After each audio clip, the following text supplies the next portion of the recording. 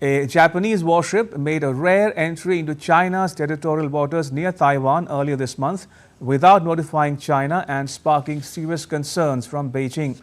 Japan Maritime Self-Defense Forces warship sailed into China's waters of Zhejiang province on 4th July, where China had announced that it would conduct naval drills, Japan's Kyodo news agency said, citing diplomatic sources.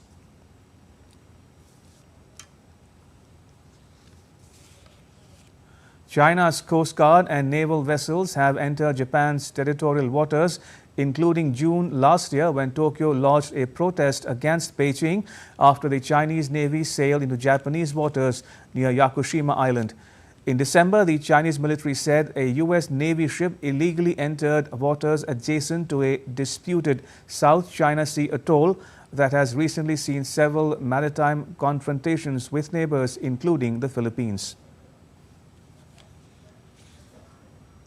Still photographs released by Japan's defense ministry showed what it said was a Chinese aircraft carrier at sea off Japan's southwestern Okinawa region. Japan's defense ministry said the aircraft carrier was located 500 kilometers south of Miyako Island in Okinawa.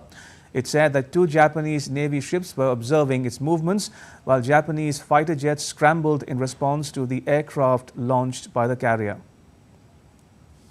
And Chris Gilbert has more from Tokyo.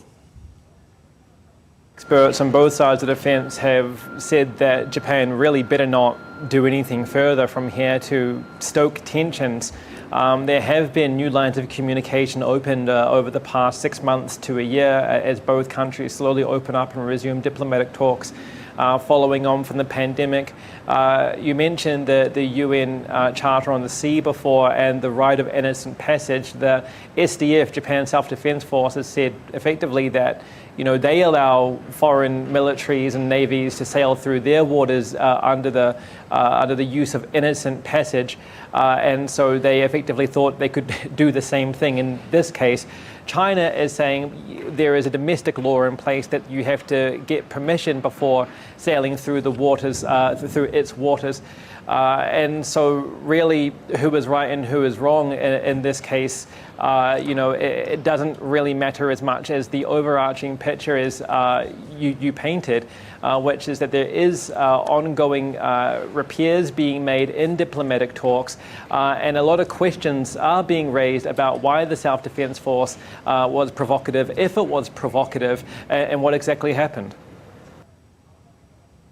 As Taiwan detected 66 Chinese military aircraft and vessels around the island on Thursday, Taiwan's President Lee Ching-te has said that China's threat to regional stability continues to increase. Taiwan's defense ministry has said that it was closely watching Chinese military movements after a surge in warplanes joined drills with China's Shandong aircraft carrier in the Pacific.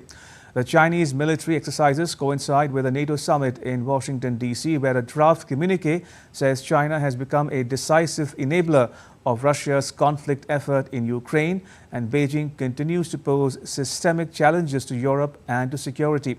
The Chinese carrier passed close to the Philippines on its way to the Pacific exercises. Meanwhile, the Philippines on Wednesday expressed concern over China's deployment of a carrier strike group in the Philippine Sea. Meanwhile, videos released by Taiwan's Coast Guard on Thursday showed what they said were Chinese Coast Guard ships entering prohibited waters around Taiwan's frontline islands of Kinmen.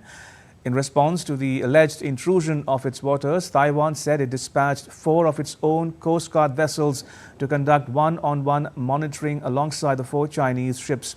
Kinmen is a short boat ride from the Chinese cities of Xiamen and Guangzhou. Taipei has controlled it since the defeated Republic of China government fled to Taiwan in 1949 after losing a civil war.